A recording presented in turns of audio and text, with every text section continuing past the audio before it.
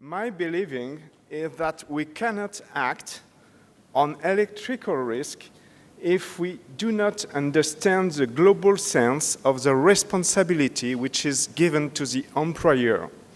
So I will try today to share with you my beliefs concerning this responsibility and how comply with this responsibility. But I want before to thank Melissa and her technical staff for their help, and in advance to thank the translator too. If there is anything which is not in line, give me a help with the signal, okay? I apologize for my English, but I will try to do my best. I'm very happy today also to have some university students. I think you are a large number in this audience. And I'm very happy. Why? Because I wish that you will remind the key message of this symposium when you will be, in few years, in charge of companies as CEO. So, let's begin. My global believing is all the practice you need to perform to have a high level of performance in the health and safety field are needed, in fact, to have a good performance in your global business. There is no separate field, everything is linked. Today, to manufacture its product in a healthy way for its employees, the employer has to comply with the particular legal regulation. So to do that, of course, he has to know what he has to complain. He has to monitor these requirements in order to have always the exact state of play. And when he knows what he has to comply, he must check if the compliance is here. And if not, in case of deviation, of course, he has to implement action to return in compliance. The key message in this slide is to remind that today, the legal particular requirements are only a milestone, only a minimum which is weighted from the employer. Because in fact, the global social expectations is to manage your risk as low as it is reasonable, achievable. So instead, if you have an exposure limit value, of course you have to respect this exposure limit value, but the global expectation is to expose your employees as low as it is technically possible. In Europe, today we have a framework directive concerning health and safety, 1999. And in this framework directive, we can find two obligations. One obligation is made to the employee to look for his own safety when he makes the task he has to do. And the second one is made to the employer. This is a legal obligation to the employer to respect the health of the employee. Employers are the responsible of the health of the employee. To do that, they have to organize their business in order to take into account the health and safety issue. And of course, this organization has to put under control the compliance with the particular legal regulations as we just saw.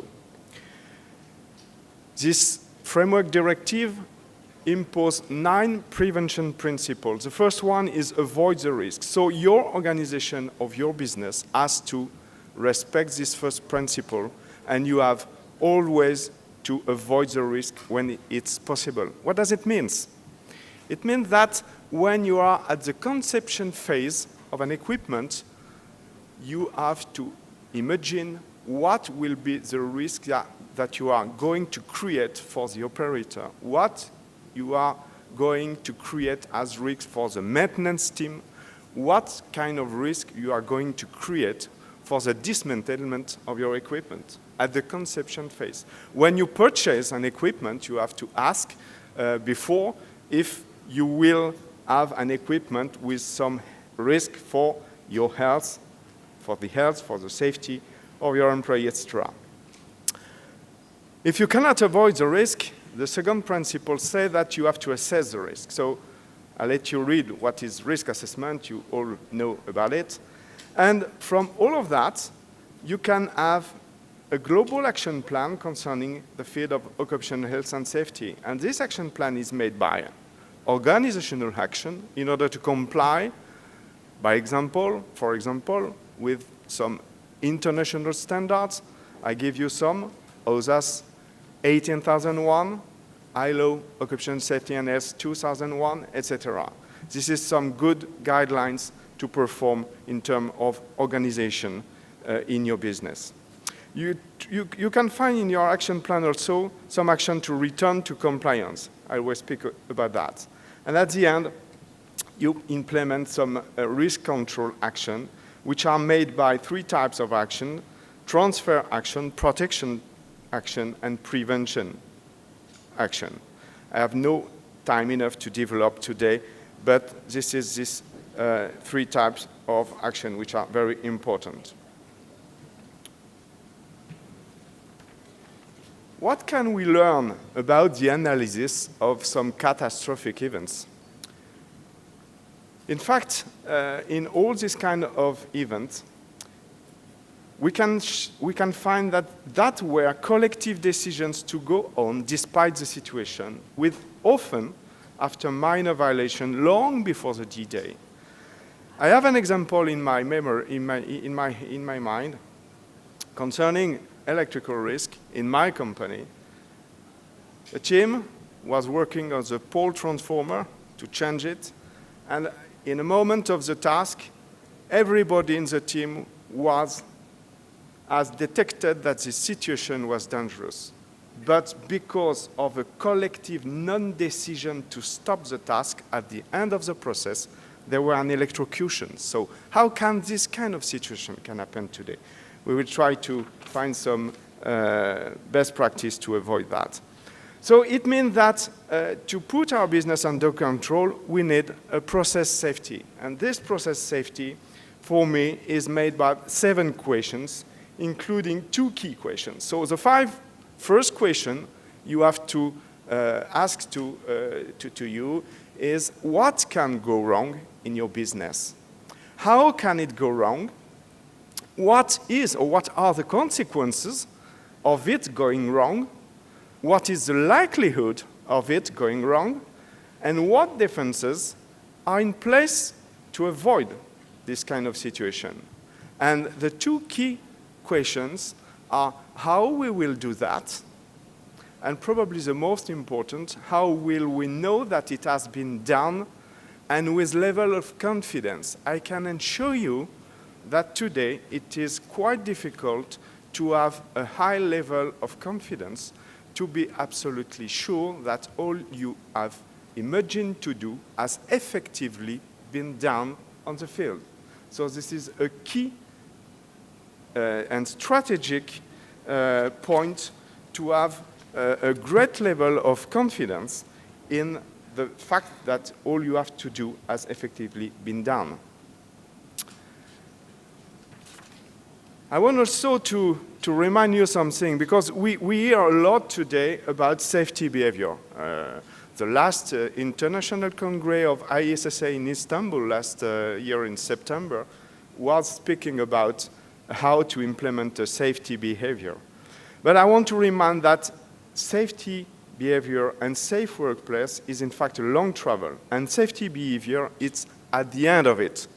So you can't ask to your employee to deliver a safety behavior if you are not, as employer, in line with all you have to do in terms of safe equipment, safe system, and leadership. Now then, I want to share with you a little video, 1 minute, which has been designed by the OSHA, Occupational Safety and Health Agency, which is a European agency based in Bilbao in Spain. Okay.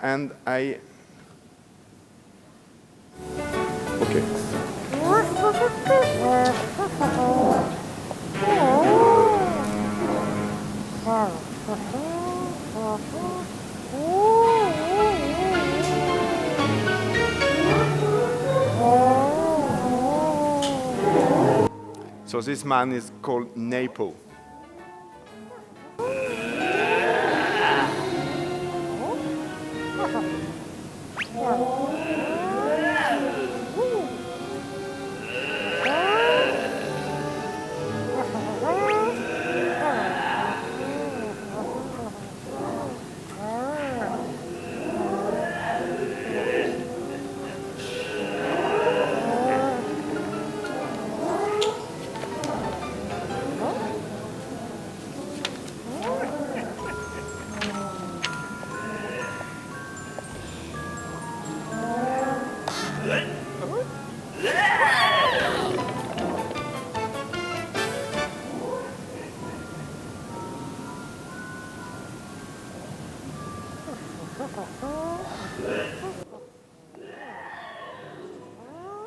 So this time, this is a happy hand.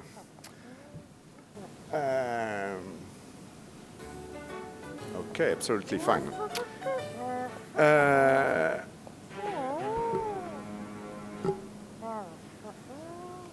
When you want to have a safe business, it's quite interesting to know what happens below the surface. And I remind you that probably you know already, it is a bird pyramid, which shows us that as far as you are a lot of near miss, there is a relation between the number of your near miss and the material and equipment damages you can have, the injury, the grave injury, and at the end, the death. So more you have near miss, and more you have a likelihood to have death at work. But today, I propose to join one line which is speaking about unexpected behavior. Remind NAPO in the video.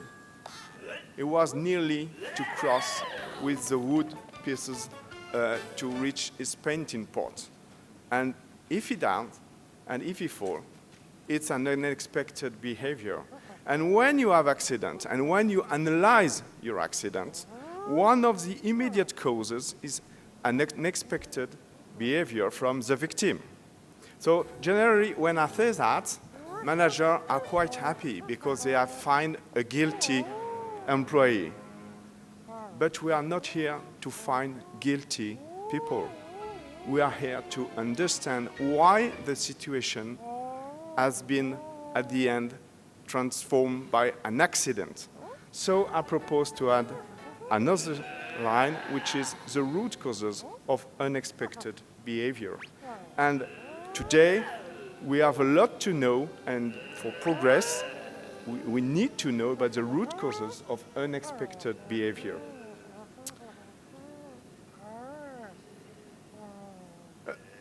The root causes of unexpected behavior, if I remind you the NAPO video, what is the situation? NAPO has to paint something, but unfortunately the painting pot is not at the right place.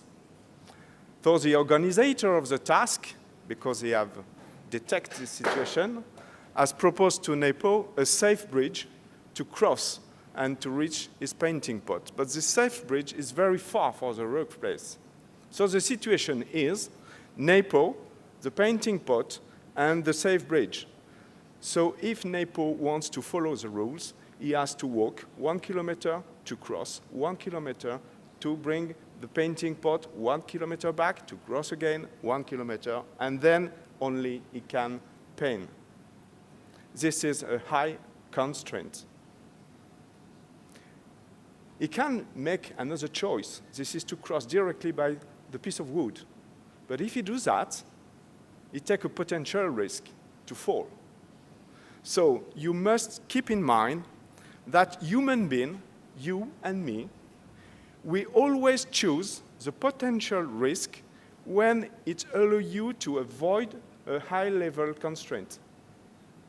I can try a test. I'm not sure it will work, but who in this room has never in his whole life used a chair with rolling wheel, you know, in your office or at home, to climb on it to catch something in height? So those who have never used such a rolling chair in their life, you put your hand up. Okay, one in the back.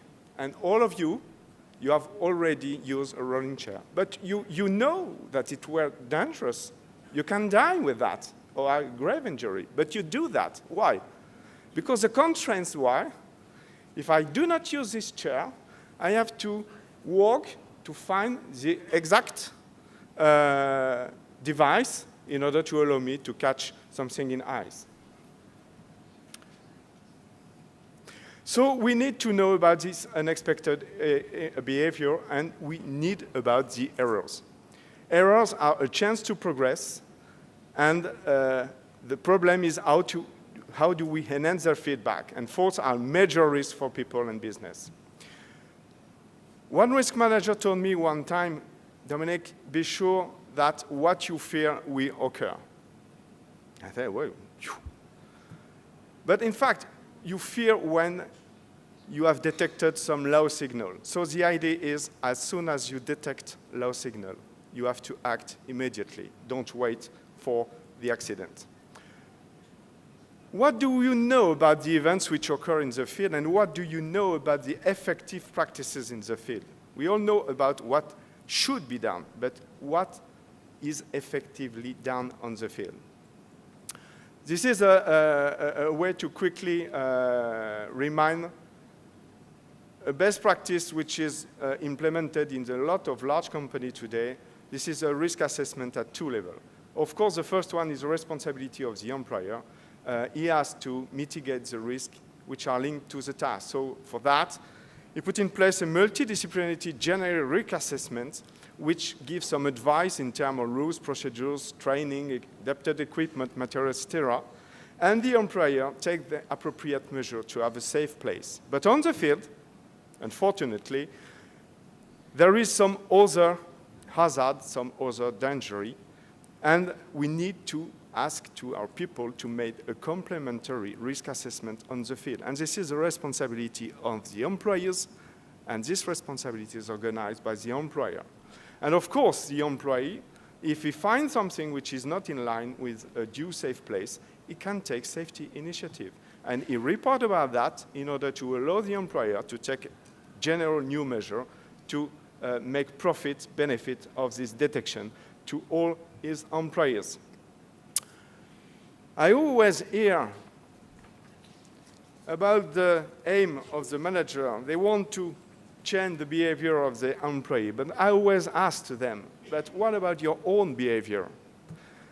So I have worked a lot to detect, to identify the key practice, the key behavior for the manager in order to create a confident relationship inside the team.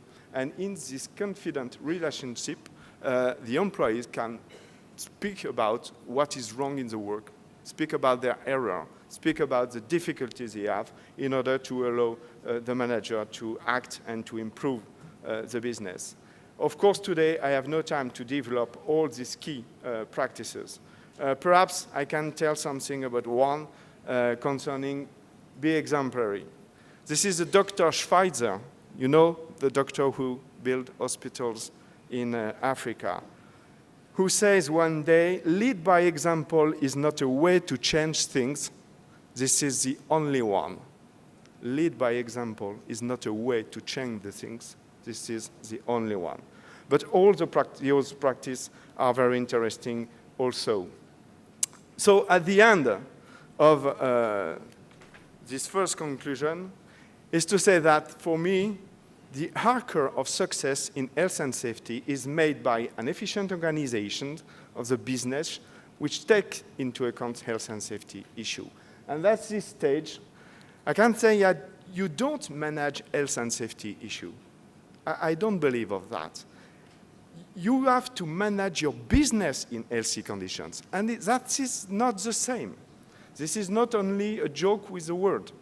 You don't manage health and safety issue, but you manage your business in healthy condition. It means that health and safety is integrated absolutely in your business at each stage.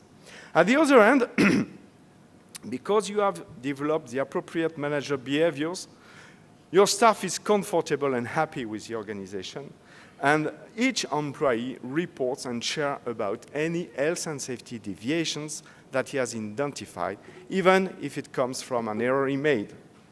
So the key stone of this archer is the level of exigency of the manager and all the staff to comply with requirements. It's sometimes very curious. You see, you visit a plant, and at one time you have a panel which says no smoking. And just on the ground, you can find cigarette butts. So what is the level of exigency of the management and all the people to respect the rules and the prescription?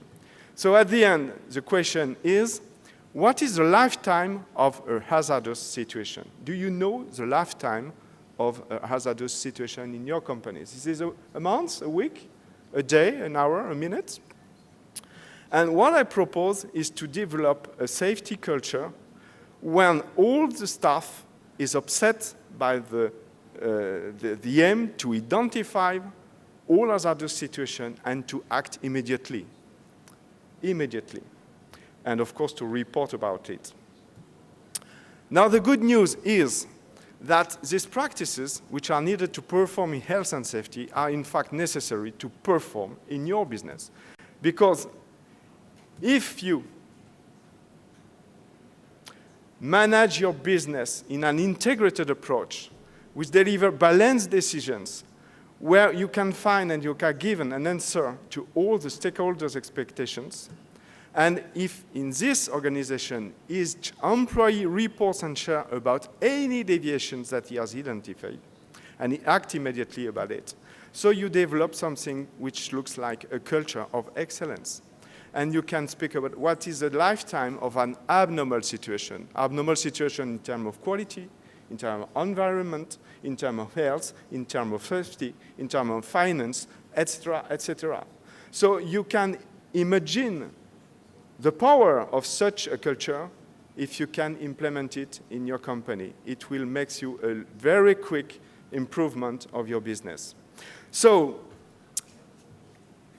at this stage, and before to finish, probably I can imagine you will have two kinds of reactions. The first one, which could be interesting for me, is to say, well, very interesting presentation. I have found a lot of key things, so thank you for that. This is your reaction. And the second one should be one which say, well, it's interesting, but in my company, in my organism, it's not possible to implement because we are different. You know, it's not possible to do that.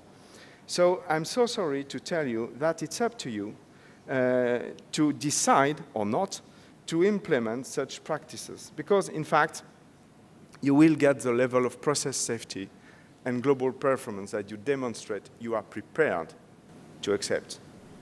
I thank you so much for your attention.